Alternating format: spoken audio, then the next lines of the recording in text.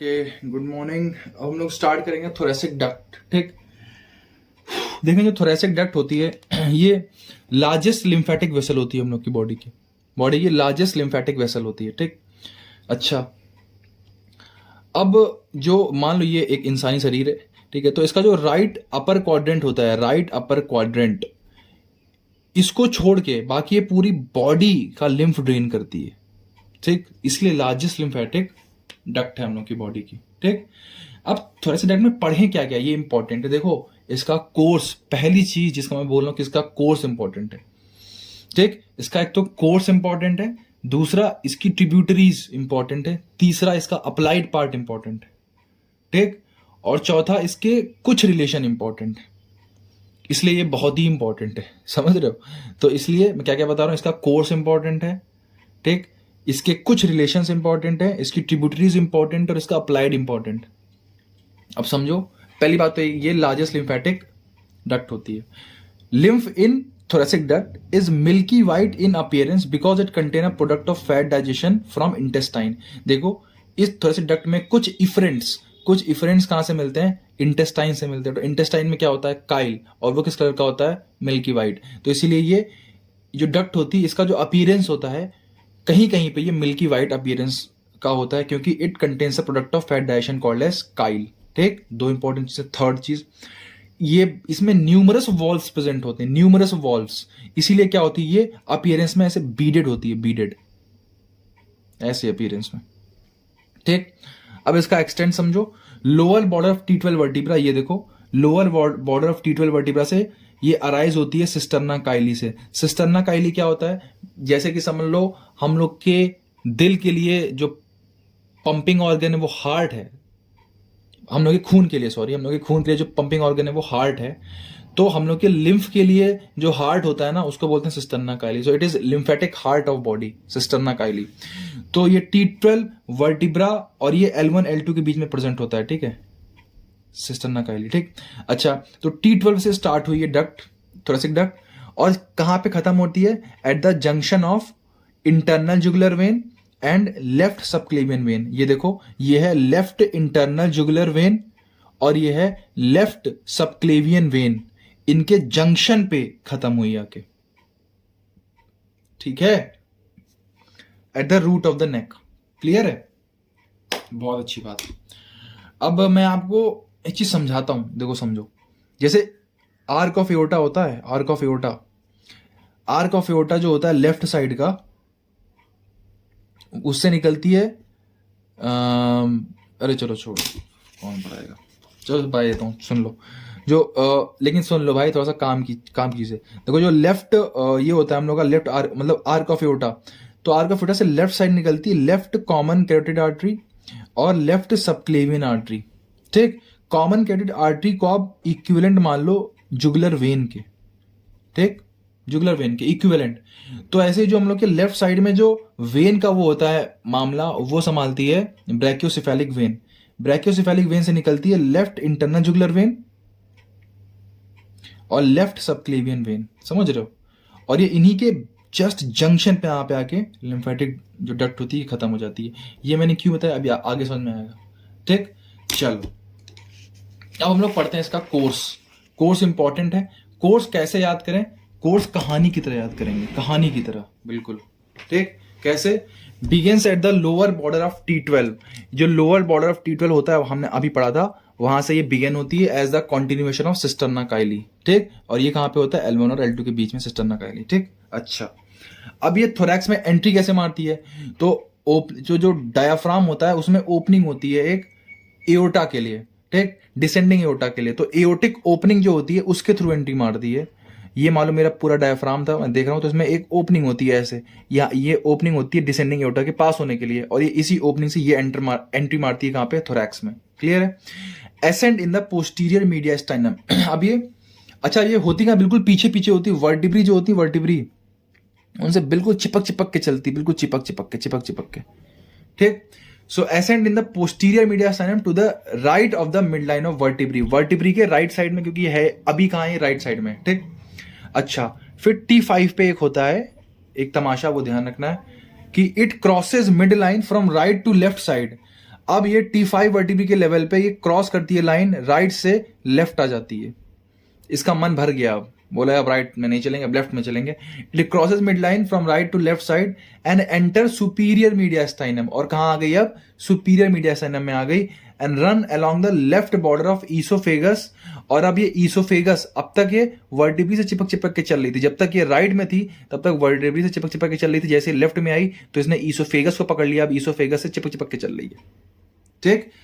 And reaches the root of neck, और oesophagus से चिपक चिपक के चलते चलते कहां पे आ गई है, रूट ऑफ नेक पे। एक कहानी की तरह याद रखो, T12 से शुरू हुई, थोरैक्स में एओर्टिक ओपनिंग के थ्रू एंटर हुई थोरैक्स में, ठीक। फिर पोस्टीरियर मीडियास्टाइनम में चलती है कैसे, चिपक चिपक के, बोलो कैसे चलती है, चिपक चिपक के, किससे, वर्टिब्री से, उनके राइट बॉर्डर से, ठीक। फिर T5 पे ये मारती है टर्न, आ जाती है लेफ्ट में, और ईसोफेगस से चिपक चिपक के चलती है, कैसे चलती है, चिपक चिपक के ईसोफेगस से, ठीक, on the left border of oesophagus and reaches the root of neck. अब समझो, उसके बाद फाइनली ये होती है, ये arch laterally at the level of C7। अब देखो, सॉरी, ये देखो, अबे कहां गया डायग्राम, वो यही था, यही, ये देखो, आप देखो C7 के लेवल पे देखो इसने आर्क किया है ऐसे, आर्क, और आर्क करके कहां पे आके अटैच हो गई फाइनली, इंटरनल जुगुलर वेन और सबक्लेवियन वे आर्टरी के जंक्शन पे, ठीक।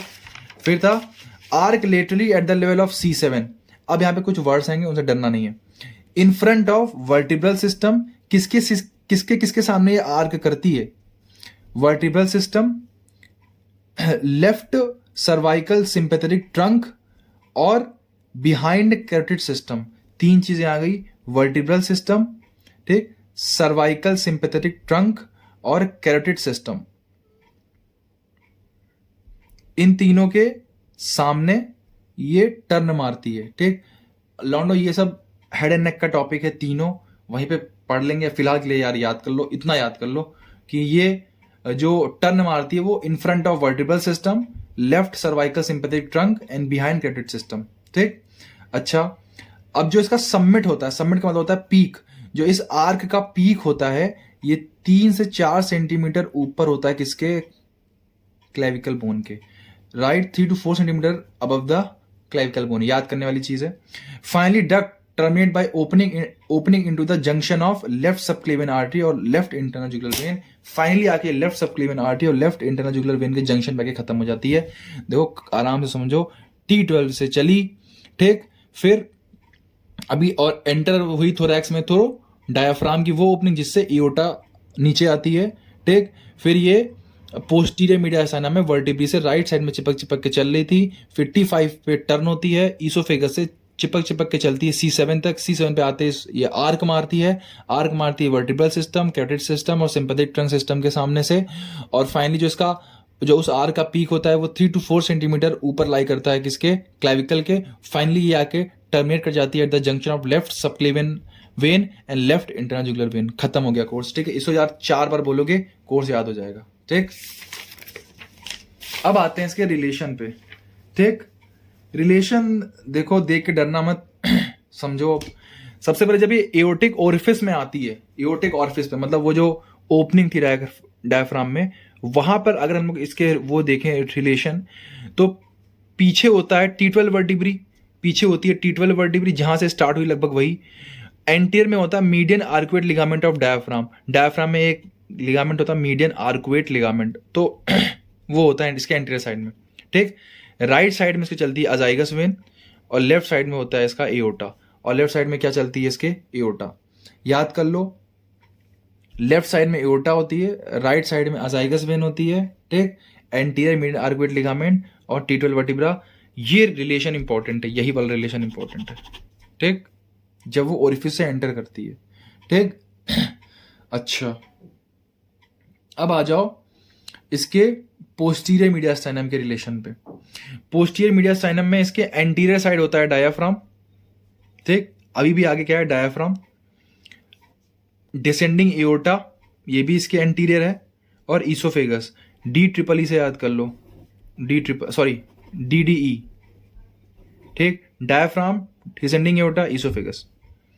पोस्टीरियर साइड में होता है वॉर, ठीक, war, vertebral column, anterior longitudinal ligament और right posterior intercostal artery.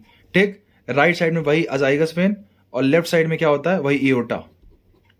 Left side में एओर्टा, आप देखो जो एओर्टा है वो इसके एंटीरियर रिलेशन में भी आ रही है और लेफ्ट रिलेशन में भी आ रही है इन द पोस्टीरियर मीडियास्टाइनम। अगर कुछ ना याद आए, पूछा जाए पोस्टीरियर मीडियास्टाइनम में रिलेशन, तो बस एंटीरियर में डायफ्राम मत भूलना, पोस्टीरियर में वर्टिबल कॉलम मत भूलना, राइट साइड में अजाइगस वेन मत भूलना, लेफ्ट में एओर्टा मत भूलना। ठीक है, बहुत अच्छी बात है। अब आ जाओ सुपीरियर मीडियास्टाइनम में। मतलब सुपीरियर मीडियास्टाइनम में एंट्री कब मारती है ये, जब मैंने कहा था जब ये T5 से वो करती है, आर्क करती है ना, क्योंकि सुपीरियर मीडियास्टाइनम T1 से T4 तक होता है। तो अब ये आ गई सुपीरियर मीडियास्टाइनम में। तो इसके एंटीरियर में होती है arc of aorta, commencement of subclavian artery. Commencement का मतलब होता है जहां से स्टार्टिंग पॉइंट होता है सबक्लेवियन आर्टरी का। ठीक, पीछे हमेशा क्या रहेगा, वर्टिबल कॉलम। राइट में रहता है ईसोफेगस। मैंने कहा था कि ईसोफेगस से चिपक चिपक के चलती है कहां पे, जब ये लेटरली, जब ये राइट से लेफ्ट चली जाती है। ठीक, और लेफ्ट साइड में क्या होगा, इसके प्लूरा होगा। लेफ्ट साइड में क्या होगा, प्लूरा। ठीक, अब आ जाओ रूट। देखो लॉजिकल, थोड़ा बहुत लॉजिक लगाओगे, थोड़ा बहुत सोचोगे, इमेजिन करोगे तो याद हो जाएगा। लास्ट है root of neck. Root of neck पे तो हमें मालूम है इसके एंटीरियर साइड होती है। अब इसके एंटीरियर साइड होता है कैरोटिड शीथ। कैरोटिड शीथ क्या होता है, मैं तुम लोग को पढ़ाऊंगा हेड एंड नेक में। एक वीडियो पढ़ी हेड एंड नेक की, लेकिन अभी मत देखो, फिलहाल कभी बाद में देखना। कैरोटिड शीथ में कॉमन कैरोटिड आर्टरी होती है, इंटरनल जुगुलर वेन होती है और वेगस नर्व। ये इसका कंटेंट होता है कैरोटिड शीथ का। जैसे फीमोरल शीथ का कंटेंट है ना, फीमोरल आर्टरी, फीमोरल वेन, वैसे एक शीथ होती है कैरोटिड शीथ। इसका कंटेंट होता है common carotid artery, internal jugular vein और वेगस नर्व। ठीक, पोस्टीरियर साइड हमेशा वर्टिब्रल आर्टरी, मतलब वही पोस्टीरियर साइड चलेगी वर्टिब्रल आर्टरी और vertebral vein. Scalenus anterior muscle, this is a muscle of head and neck, again not a topic. और phrenic nerve. ठीक, relation देखो याद कर पाओ तो याद कर पाओ, मैं ज्यादा फोकस नहीं करूंगा फिलहाल। ये रिलेशन और ये तीन तो भाई याद ही कर लेंगे, कैसे भी करके यार याद कर लो, पूछ पास के बात कर करके। ठीक, अब आते हैं इसकी ट्रिब्यूटरीज पे। ट्रिब्यूटरीज का एक डायग्राम देके रखा है विश्राम में, लेकिन उस डायग्राम में कुछ भी समझ में नहीं आएगा, क्योंकि जो थ्योरी में लिखा है वो डायग्राम से कुछ गिवन ही नहीं है डायग्राम में। तो बेहतर है कि आप वो डायग्राम ना बनाएं। अगर आता है तो सीधे वो जो डायग्राम मैंने आपको अभी दिखाया था बना के, ये वाला यही बनाए। ठीक, अब समझो। सबसे पहले इसको 3 जगहों से इनपुट मिलता है, ट्रिब्यूटरीज मिलती हैं। एक तो एब्डोमेन से। एब्डोमेन से कहा, efferent from lower 6 intercostal lymph node. जो लोअर 6 इंटरकोस्टल लिम्फ नोड होते हैं, जो इंटरकोस्टल लिम्फ नोड होते हैं टोटल 12 होते हैं। ठीक, तो जो लोअर 6 इंटरकोस्टल लिम्फ नोड होते हैं दोनों साइड के, इस साइड के भी लंग के और इस साइड के भी, उनसे इनको इनपुट मिलता है एब्डोमेन में। ठीक, जब थोरैक्स में आती है तो जो अपर 6 इंटरकोस्टल जो बचे थे उनसे इनपुट मिलता है efferent from upper 6 intercostal lymph node. ठीक, इसके अलावा efferent from Trunks of para aortic lymph node. ठीक, एओर्टा जो होती है उसके दोनों साइड लिम्फ नोड होते हैं, उन्हें बोलते हैं पैरा एओटिक लिम्फ नोड। तो वहां से इसको क्या मिलता है, इफरेंट्स मिलता है। और efferent from post mediastinal lymph node, जो पोस्टीरियर मीडियास्टाइनल लिम्फ नोड, जो पोस्टीरियर मीडियास्टाइनम होता है उसमें कुछ लिम्फ नोड होते हैं, उन्हें बोलते हैं पोस्टीरियर मीडियास्टाइनल लिम्फ नोड। तो उनसे इनपुट मिलता है। ठीक, तो थोरैक्स में इसको इनपुट मिला 3 जगह से, पैरा एओटिक मिला, ठीक, पोस्टीरियर मीडियास्टाइनल मिला मतलब पीपी, और अपर 6 इंटरकोस्टल स्पेस से मिला था। ठीक है, अपर 6 इंटरकोस्टल जो लिम्फ नोड थे उनसे मिला था दोनों साइड के। अब आ जाओ नेक में। तो नेक में इसको जो इनपुट मिलता है वो याद करना आसान है। देखो ऐसे लेफ्ट साइड इसको इनपुट मिलता है, बिल्कुल ये कौन सी वेन थी, लेफ्ट इंटरनल जुगुलर वेन। तो left internal jugular lymph node से। ये कौन सी आर्टरी थी, सबक्लेवियन आर्टरी। तो ये होती है लेफ्ट सबक्लेवियन लिम्फ नोड से। Left internal jugular lymph node, left subclavian lymph nodes, और एक यहां से नीचे से आता है, इसे बोलते हैं ब्रोंको मीडियास्टाइनल लिम्फ नोड। यहाँ पे होते हैं ब्रोंको मीडियास्टाइनल लिम्फ नोड, उनसे इनपुट मिलता है। तो इसको नेक में जो इफरेंट मिलता है वो है एक तो left jugular lymph trunk, left subclavian lymph trunk और लेफ्ट ब्रोंको मीडियास्टाइनल ट्रंक। ठीक, याद कर लो, याद हो गया होगा, याद मतलब बोलो देख के। एब्डोमेन में इसको इनपुट मिला था लोअर 6 इंटरकोस्टल लिम्फ नोड से, और थोरैक्स में इसको मिला था अपर 6 से। ठीक, पोस्टीरियर मीडियास्टाइनल लिम्फ नोड से मिला था। ठीक, और एक किससे मिला था, क्या था पी से, पैरायोटिक। ठीक, और नेक में तो मैं याद ही है left subclavian lymph node, left internal jugular lymph node और लेफ्ट ब्रोंको मीडियोस्टर्नल लिम्फ नोड। ठीक, अब आते हैं इसका जो अप्लाइड पार्ट है। फाइनली देखें, ये एक थिन वॉल्ड और काइंड ऑफ कलरलेस डक्ट होती है। ठीक, तो कई बार जो नूब सर्जन होते हैं, नूब सर्जन है ना, वो क्या करते हैं, वो गलती से सर्जरी करते वक्त इसमें कुछ इंजरी कर देते हैं, क्योंकि वो उनको दिखती नहीं है, क्लियरली विजिबल होती नहीं है ठीक से। ठीक, मतलब एक वो कौन सा टर्म होता है बायोलॉजी में यार, वो कलर मैचिंग के लिए, मतलब इसका जो कलर होता है वो आसपास के जो ऑर्गन्स होते हैं उनसे मैच हो जाता है लगभग, और तो इसलिए वो ठीक से उनको दिखती नहीं है सर्जन्स को। तो लोग क्या कर देते हैं, इसमें मतलब इसमें एक लैसरेशन कर देते हैं, कट लग जाता है गलती से। ठीक, तो इसकी वजह से क्या होता है, जो लिम्फ होता है वो बाहर निकलने लगेगा, और बाहर निकल के कहाँ पे इकट्ठा होगा, इन द प्लूरल कैविटी। ठीक, pleural cavity producing a clinical condition called as chylothorax. Chylo word क्यों, क्योंकि इसमें काइल भरा होता है, प्रोडक्ट ऑफ फैट डाइजेशन, क्योंकि इंटेस्टाइन से ये लेके आ रही है सब। ठीक है, तो इसको काइल मिला हुआ, तो वो एक कुछ अलग ही सॉल्यूशन फैल जाता है प्लूरल कैविटी में, जिसमें काइल भी होता है और लिम्फ भी होता है। ठीक है, तो इसे हम लोग बोलते हैं काइलोथोरैक्स। ठीक, अच्छा, अगर डॉक्टर को दिख गया ये कि हाँ, अच्छा हाँ यार सॉरी मैंने गलती कर दी, और उसको लाइगेट कर दिया, उसने उसी वक्त उसने ऑपरेशन करते उसको लाइगेट कर दिया, तो अच्छी बात है। लाइगेट कर दिया तो क्या होगा, तो जो लिम्फ जो फैला हुआ था वो कोलेट्रल चैनल से, एनास्टोमोटिक चैनल से वापस आ जाएगा थोरेसिक डक्ट के अंदर। लेकिन अगर इसको लाइगेट नहीं किया तो फिर कॉज एन अनप्लीजेंट काइलस फिस्टुला, तो ये फिस्टुला फॉर्म करने लगता है। फिस्टुला का मतलब क्या होता है, एब नॉर्मल पाथवे, दो कोई ट्यूब्स या ऑर्गन्स मतलब होंगे आसपास, उनके बीच में ये फैल के इनके बीच में एक एबनॉर्मल पाथवे क्रिएट कर देगा, उसे बोलेंगे काइलस फिस्टुला। ठीक, तो this was injury of thoracic duct, और इसी का तुम लोग का थोरैक्स खत्म होता है। Thank you.